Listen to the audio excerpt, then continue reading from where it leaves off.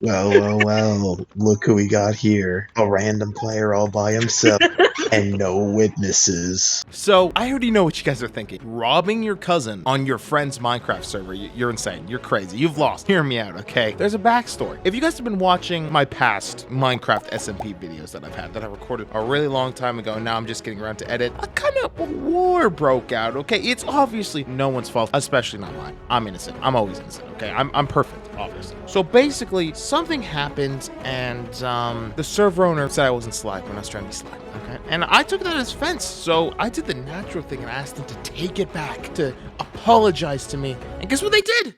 They didn't! Like, what the heck? Well, what's that all about? You know, like the audacity. So, you know, I did the only explanation and I tried to kill them. But they combat logged because they're a coward. So, I killed what was most precious to them. Their cows. And then they logged right back in, right as I was about to leave. And I killed them too. So I killed them and their cows. So this was a pretty incriminating situation for me. Because, like, why would I ever do anything wrong, right? Why would anyone think that something crazy like that would actually be done by me? So I knew I was in trouble. But I didn't really think much of it. Right? I didn't think much of it until I got a message from my sister Jillian saying, bro, you gotta leave. Daniel and Snaz are after you. Basically, my cousin Daniel and the server owner Snaz. So I was conflicted. I was like, man, I got all my stuff in literally a hole in Jillian's house because I'm homeless. I just joined this server that day and I've already gotten into this much drama. So I did the only natural thing. I grabbed my stuff that I needed, stored my best stuff, and I decided I was gonna book it. And right as I stepped outside the door, I went down their stairs and there was Snaz, the server owner, right there waiting for me, stabbing me with their diamond gear. And me, I have gold gear, maybe like an iron sword or something in my name. I don't remember. So what am I to do? I ran, of course. I ran. You think I could take them? No, I was running. I had nothing to lose and everything to gain from this situation. If I were to lose them successfully, I'd leave them stranded, possibly die on their way back. And I was already intending on leaving, so if I could just ditch them, then I'd be good. So I ran for the hills, you know, lagging slightly along the way, whatever, who cares? And then I got a message from Daniel saying, hey, my best friend, my cousin, bro, how you been? It's been so long, bro. You know what you should do? You should really just, you know, hang out with me. Hang out with me. I was like, hang out with you, bro. What? Oh no. And then I remembered a crucial aspect to Daniel. Daniel's a simp. Daniel was simping hard for the server owner. So what am I to do? What am I to do in this situation? My cousin's saying, bro, you can trust me, but can I really trust him? Not when girls are involved. Let me get it. You know, guys, fellas, come on. Come on, you get it. I don't blame him at all. But this is Minecraft and we leave no survivors. So I did the natural thing. Any of you guys would have done it. I called him a simp and ran away. I was like, Jillian already told me he was trying to kill me. He wants to hang out. Snaz is chasing me. So I left and I escaped to an underground cave, completely away on some far off island where I was gonna start making my base. And then I died eventually. I don't remember. I lost the footage. It's nowhere. I died somehow, but I ended up back. And now I formed an alliance. So you could say I did some off-camera grinding, but you know, the friend off-camera grinding where I made allies. I met up with two very special people.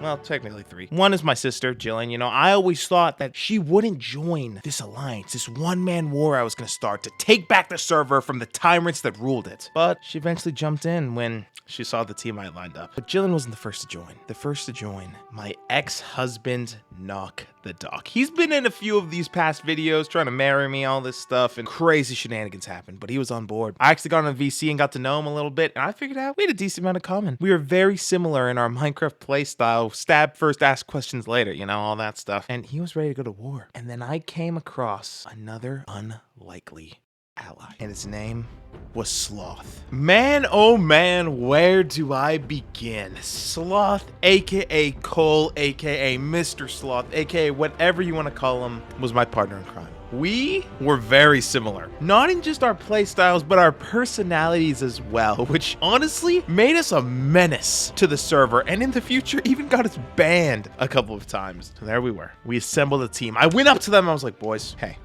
listen, we need to talk. We need to come together and hold a resistance against the tyranny of the server owners, okay? The server owners are drunk on power, they have too much, and they don't know what to do. And there's always one rule. There's one rule very popular in our little friend group, Minecraft server SMP. You don't mess with me. So I went out to them and I gave them my pitch. I was like, would you guys like to join a war?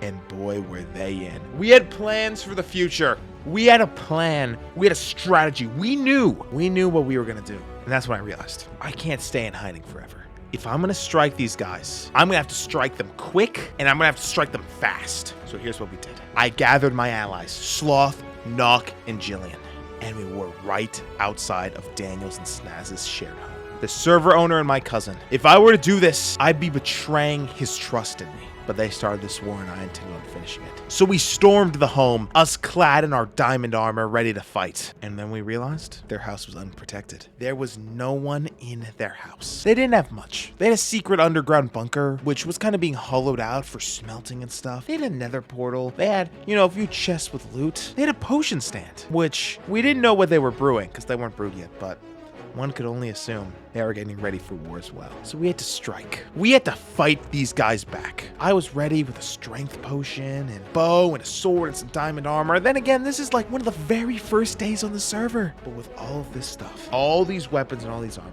we were ready. And we even thought we could steal from them. But that's when it happened. Daniel walked in on us mid-robbery, and we were clueless. We had no idea what we were going to do. Daniel's here, clad in his diamond armor, and there's 4 of us here. Obviously, Jillian thought could get involved, but then I came up with a plan. Snaz logged off right as we walked into their house. So I thought, why don't we, just wait around until Snaz logs back on. How painful would it be for Snaz, the server owner, to have her beloved friend murdered in front of her right as she logged back on? What would she do? Would she try to fight all 4 of us? Would she try to maybe somehow bargain, give us her weapons? I don't know, but I really wanted to find out. So then it was time to drop the charade. We were being friendly to Daniel, keeping him around, saying, hey, we're just checking out your house. But now it was time to reveal our true intentions. With a famous line quoted by me stating, well, look who we got here.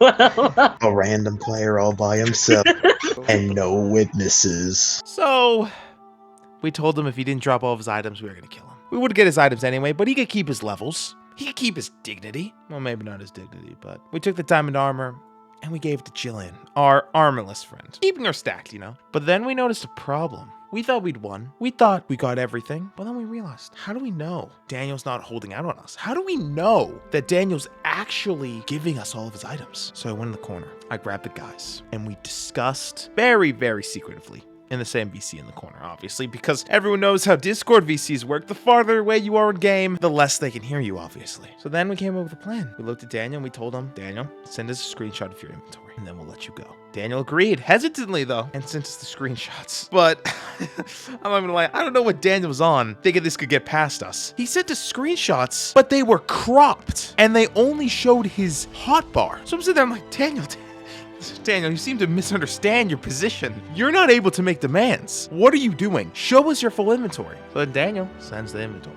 hesitantly again, but this time crops his hotbar out and only shows his inventory. So I repeat again, I'm like, Daniel, my friend, my cousin, do you think I'm an idiot? He was like, pardon? And I was like, do you think that I'm an idiot? Listen, Daniel, I don't know if you knew this, but I've been playing this game for 10 years. I've been playing this game basically my entire life. And I'm not gonna let you slip past me, Daniel. Listen, we're cousins. We know each other. I know all your tricks. I am the worst person to be against you. I've known you for years, so you can't get past me. But Daniel still refused. So we tried a little threatening. We dabbled in some torture. You know how it goes. We pointed our bows at him because we weren't letting him get out of here without figuring out what he was trying so desperately. He was so determined to hide.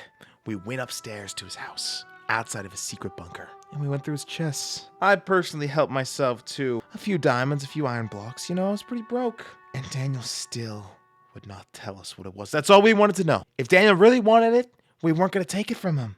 Unless it was like netherite or something, so we might have. What Daniel didn't understand is we could have killed him at any moment and figured out what it was. But we didn't want to kill him. This was supposed to be a robbery. Go in, make a stance, get out. We weren't going to take any lives, but he was kind of pushing our hand. So we got him back in the corner on his purple double bed, which I don't know what they do on that thing. 2 beds in my room, placed next to each other. Oof, I didn't know their relationship was that serious. I had to dabble in phase 2. Torture. And it just so happened in one of his chests, personal chests, there was a bucket with a pufferfish inside. And anyone who's played Minecraft and knows, and pretty educated, will know exactly what this entails. But the real issue was loyalty. if I'm gonna be completely honest, we had some turncoats in our midst. Jillian was never fully on board with our plan. And honestly, she wasn't quite as devious or determined to get the job done. Kinda started having her doubts about who the good guys really were. But let me tell you, there is no good and bad guys in war. So we locked her out of the house because Sloth Knock and I were the only ones who could properly get this done. Properly get what we needed from Daniel. So we locked her out, had our bows trained on Daniel. Ask if he had any last words, just making Jillian watch us. We gave Daniel one last chance, one last opportunity. But alas, he didn't. That's when Jillian broke in, drawing her bow against us, the three of us. Now, Jillian has improved. She's nowhere near their skill level, let alone mine. So we were confident we could take her. Jillian eventually backed down, and then we came up with another plan. We gave him one final chance, one last chance. He looked me in the eye, and he said no. And I told Daniel this, his exact words. Daniel, you know better than anyone. You don't cross me. And I stabbed him in the heart with my sword. I'd taken a life, the life of my cousin. You'd think I'd feel pity, that I'd feel bad for the atrocity I just committed. But no, because me, I am always 3 steps ahead. And I made sure he set his respawn point right there. Because if you thought the pufferfish was torture, you've seen nothing. And he respawned, and we could kill him over and over and over again. Until we didn't just cripple his body, but we break his sanity. But me killing him for the first time was the first time anyone knew something was going on. We knew Daniel was planning something. Honestly, we should have seen it before. Daniel started to make threats. Daniel said he knows the server owners. We will pay for this, he said. So Nock and I decided we live too close to spawn. We need to move. All of us. We need to come up with a secret base where our rebellion can stay. Because we messed with the wrong guy. The one guy closest to the server owner on this server. The server owners, shall I say. And it was time to say goodbye to Daniel. Because he wasn't making it out. No. He wasn't. He was being way too stubborn for his own good. Honestly, I thought that I had everything planned out. I thought that this plan was flawless and nothing would happen. But the one minor, tiny, subatomic little error in our plan, the 1% chance for something to go wrong did. And that was Daniel's intelligence. I underestimated him, and he made the one call any of us would have made in this position. He called the cops on us. He called the server owners. He had them wrapped around his finger. They saw they were hurting Daniel, and they jumped on us so quick. They were mad. They were livid. My friends and I were confused. We're like, okay, hold up. Listen, guys, it's just a game, okay? We're just having fun, little Minecraft robbery, you know? Hee ha. Daniel was laughing the whole time. It's all funny jokes, it's all games. But they weren't having it. And we're like, what the heck? They're taking this way too serious. They're like yelling at us. Jillian's texting me to stop, to be the bigger person, to stop talking, just let them have this win, because no one's having fun anymore. The fun was over. And there was Daniel in the background laughing maniacally, saying things like we were going to get banned, we were done for, we're going to die. Because at the end of the day, we might have the best armor and weapons, we might have the best skills, but there was nothing we could do against the server owners. So we did the one thing we could, and we got up and left. At the end of the day, one could say we won the fight. One could say we stood strong and held our ground until the very end. It turns out that item Daniel had on him was a flower. But then one problem came up. Jillian, she told us we were wrong. She told us we were in the wrong, we were being immature, we were the bad guys. And I don't like that word, bad guys, because this is for a noble cause. We were trying to free the server. But Jillian stood up to us, tried to stop us, had us face judgment. But she's my sister. I couldn't just strike her down in front of everyone like that. But lucky enough for me, I have two friends just as headstrong as me, just as determined. We think the same. But they don't have the weakness I have. They don't have the limitations I do. They can kill Jillian in cold blood and not bat an eye. And you know what? That's exactly what they did. Nock, my ex-husband, did what he had to do. And he took Jillian's life right in front of my eyes. It wasn't a time to get emotional, to get beat up, to stand there and cry. I had to keep moving. I knew she'd respawn. I knew that no matter what, she would still have my back. She was probably still going to join us after all.